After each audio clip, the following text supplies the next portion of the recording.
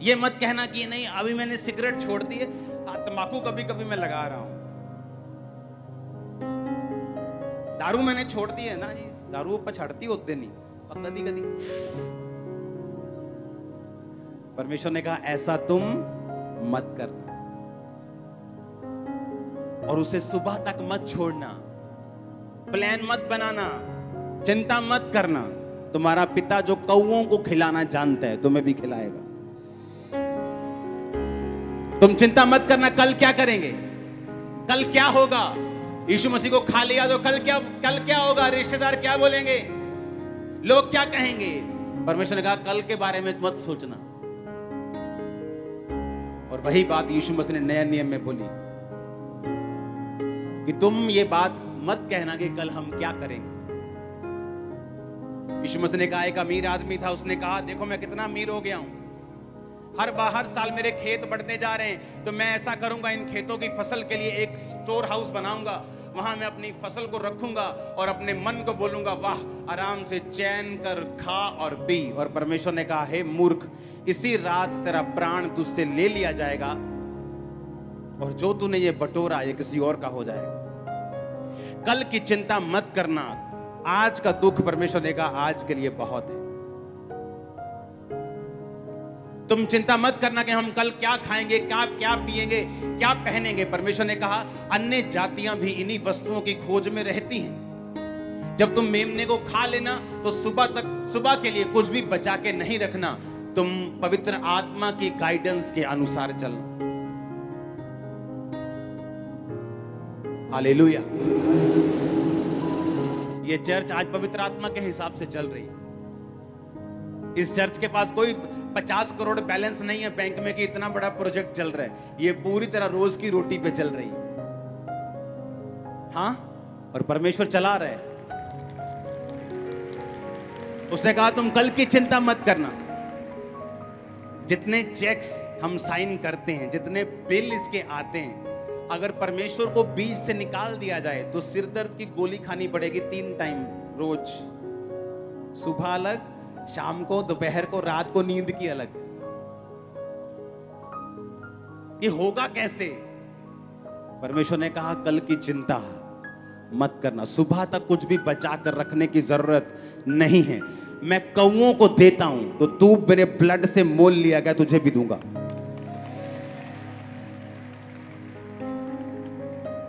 निर्गमन 12 उसकी 5 से 12 के बीच में आपका पूरा छुटकारा लिखा हुआ है।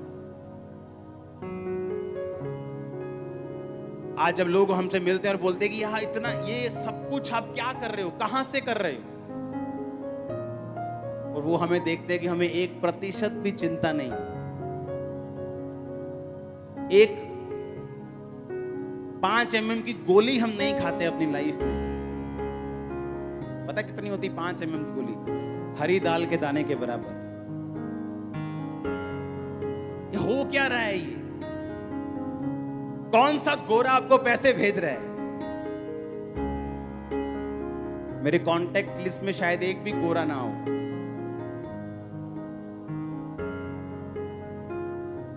अगर यीशु मसीह का रंग गोरा था तो भेज तो गोरा ही रहा है।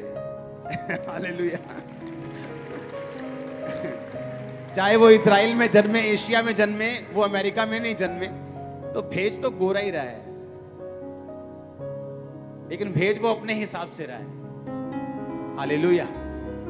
तुम सुबह तक उस मेमने को मत छोड़ना, कल की चिंता मत करना, स्ट्रेस मत लेना मेरे बेटे की शादी पे कौन आएगा, ये मुझे कौन बचाएगा। अगर मैंने सारा कुछ परमेश्वर पे छोड़ दिया, सारा समर्पण कर दिया परमेश्वर को, तो कल को मैं अकेला न रह जाऊं। उसने कहा ऐसी चिंता मत करना, कूद जाना। मेमने को खाने की विधि है, यीशु मसीह को मानने की विधि है। अगर विधि के अनुसार नहीं खाओगे, विधि के अनुसार नहीं मानोगे, तो तुम्हारा छुटकारा होना पॉसिबल नहीं। वो छुटकारा जो अभी आपके वो रिश्तेदार नहीं दे सकते, वो समाज नहीं दे सकते, कोई धर्म नहीं दे सकता, वो चाहे क्रिश्चियन धर्म हो, कोई धर्म हो। हम धर्म को नहीं मानते, हम यीशु मसीह को मानते हैं। अगर यीशु मसीह धर्म बनाने आया होता तो हम भी लड़ते, हमारे लाखों करोड़ों फॉलोअर्स लड़ते, फॉरेन में भी हैं वो भी लड़ते। लेकिन यीशु मसीह धार्मिकता को स्थापित करने के लिए आए, धर्म को नहीं। आमीन। उसने कहा तुम मुझे खाओगे, मैं तुम्हें छुटकारा दूंगा। मैंने आपको हजारों साल पहले, यीशु मसीह के जन्म के हजारों साल पहले का वचन,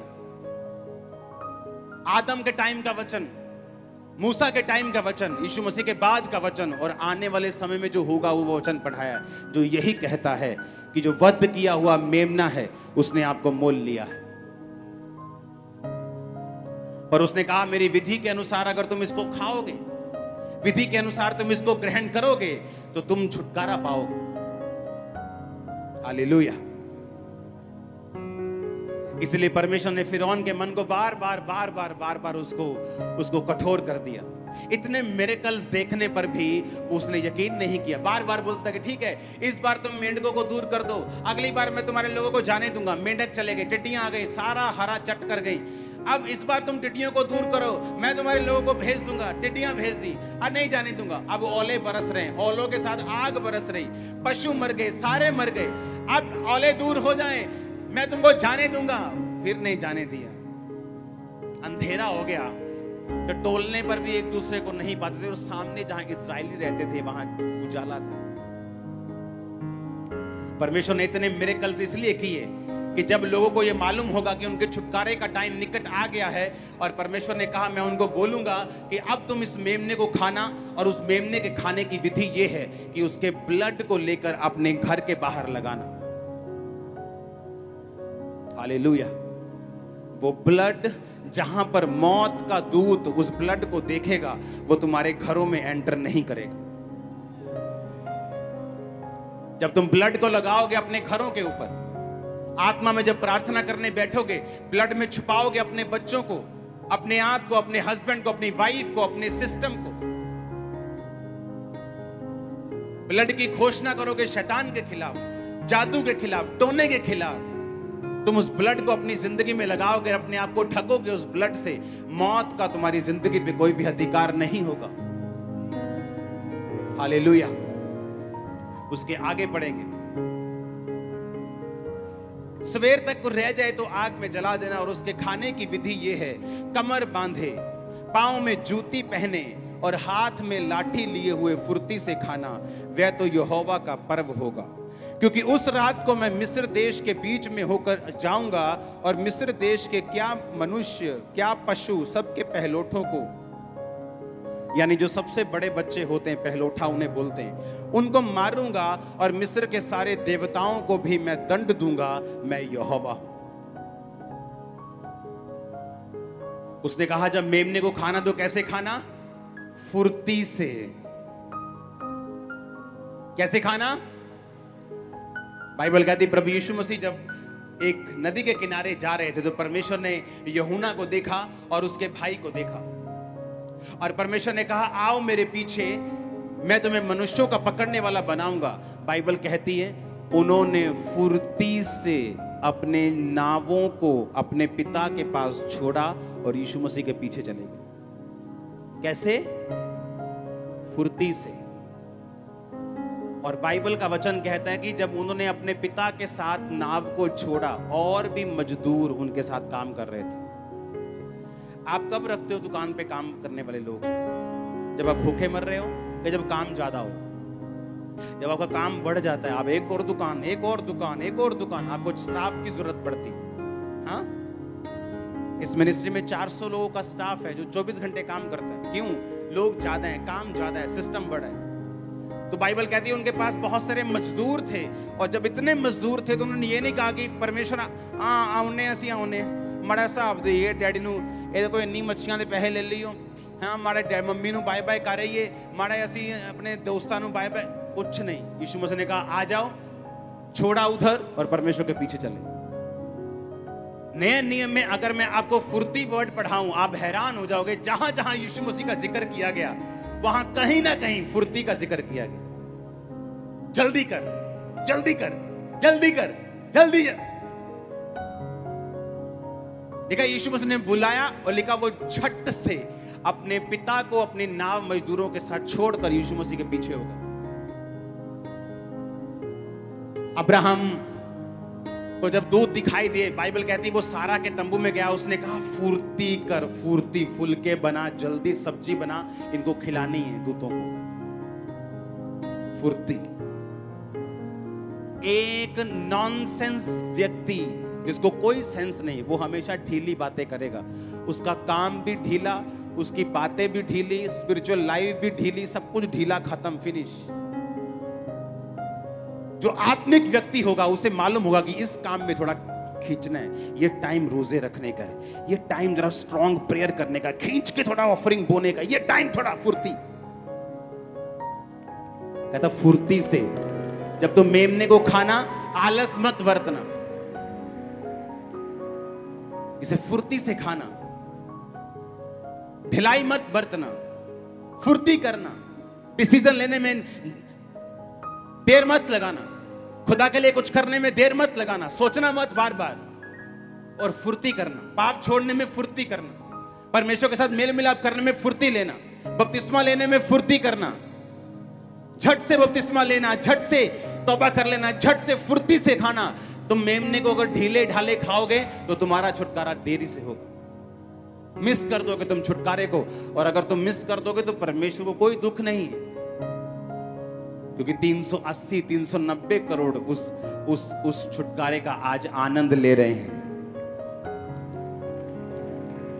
अगर एक उसमें कम हो जाएगा तो उसी एक का नुकसान है, परमेश्वर का कोई नुकसान नहीं। जब तुम मेमने को खाना तो उसने क्या कहा? खाने की विधि है कमर बांधे हुए खाना। मसीह में हमारी कमर कौन सी है? अपनी अपनी कहता बुद्धि की क्या कस लो, कमर कस लो। और अगर आपने सुना और फॉलो किया, आप खुद आओगे रिजल्ट लेके। कहां खड़े होंगे आप टेस्टिमनी के लिए? आज मुझे ये वचन प्रैक्टिकली मालूम नहीं था, आज से 17-18 साल पहले। लेकिन जब भी बपतिस्मे का जिक्र होता था, हम अपने लोगों से पूछते थे, आप मुझे कब बपतिस्मा दोगे? तब आज की तरह नहीं होता था। बपतिस्मे देने के लिए 2 महीने की वेटिंग चल रही, 1.5 महीना वेटिंग चल रही। 1.5 महीने में 30, 35, 40 लोग इकट्ठा होंगे तो उनको खेतों में ले जाकर ट्यूबवेल की मोटर ऑन करके वहां बपतिस्मे दे के आते थे। तो पहले लोग इकट्ठा होते थे, 30-35 हो जाएं, और फिर बपतिस्मा सर्विस होती थी। बताया जाता कि इस दिन बपतिस्मे होंगे, और सब लोग बपतिस्मा लेने के लिए जाते थे। और तब मैं एक्साइटेड था। मसीह में मैं 16 अगस्त में आया हूं और 2 अक्टूबर के करीब मेरा बपतिस्मा था।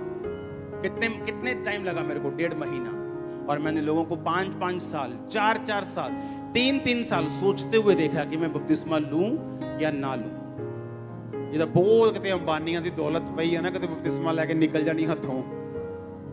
पता नहीं क्या सोचते लोग कि वो कहते 15 टन सोना पेड़ा हथों निकल जाना। कितने समझ रहे हैं? अपने लोगों को पूछना क्या बपतिस्मा कब है, ये बपतिस्मा क्या होता है? किसी ने बताना अच्छा ये होता है। कब दोगे मुझे अभी लेना है। अभी दे सकते हो? नहीं, बाद में होगा। ठीक है। 1.5 महीना में हमें लगता था कि यार 1.5 महीने बाद बपतिस्मा लिया मसीह में आने के बाद। हमें ये भी ज्यादा लगता था कि 1.5 महीना लग गया हमें बपतिस्मा सोचते हुए बपतिस्मा लेना है। मैं आपको गारंटी देता हूं, अगर बपतिस्मे हर संडे होते तो शायद मुझे 15 दिन, 20 दिन या 21 दिन लगते बपतिस्मा लेने में, बस दैट्स इट। और जैसे वो लोग थे शायद पहले हफ्ते ही दे देते मेरे को। क्या था काका, डूबिए तेन मसीह के प्यार में। हाँ, आमीन। उसने कहा जब तुम मेमना खाना तो कैसे खाना? फुर्ती से खाना। कोई डिसीजन प्रभु के लिए लेना है, उसमें जल्दी करना, डिले मत करना। तुम्हारे सोचने से पहले यीशु मसीह आ जाएंगे। जितना तुम सोच भी नहीं सकते उससे जल्दी काम हो रहे हैं। जितना हमने सोचा था उससे कहीं अधिक फास्ट टाइमिंग में दुनिया का माहौल चेंज हो रहा है। हाँ या ना? महामारियां जितना सोचा था उससे पहले आ रही, सूखे उससे पहले पड़ रहे। यूरोप पूरा सूखा हुआ, आप देखोगे न्यूज में पढ़ के देखना, पूरे यूरोप में सूखा पड़ा हुआ है। अमेरिका जहां मैं होके आया वहां मुझे बताया गया कि पिछले 8 साल से बारिश नहीं पड़ी। और पूरे जहां मैं कैलिफोर्निया में गया हूं, पूरी पीली और सूखी हुई घास दिखाई देती रही है मेरे को कैलिफोर्निया साइड। दुनिया उतनी तेजी से बदल रही है जितना आप सोच भी नहीं सकते। आने वाले टाइम में फूड शॉर्टेज होगी, लोगों को मालूम भी नहीं ऐसा होगा। आने वाले टाइम में वो जितना माहौल जल्दी से बदल रहा है, परमेश्वर ये चाहता है कि आप फुर्ती करें जो भी करना है। आमीन। फुर्ती से खाना, मेमने को डिले मत करना, फुर्ती से खाना, जल्दी से खाना। मसीह के लिए कोई भी डिसीजन लेना है, फैसला लेना है, उसे देर मत करना, उसे जल्दी करना। Hallelujah. God bless you all. हमारे YouTube चैनल को सब्सक्राइब करें ताकि आप परमेश्वर के गहरे भेदों को जान सकें कि कैसे आप परमेश्वर में बढ़ सकते हैं, कैसे आप दुष्ट आत्माओं से, नशों से, बीमारियों से और वंशों के श्रापों से आजाद हो सकते हैं।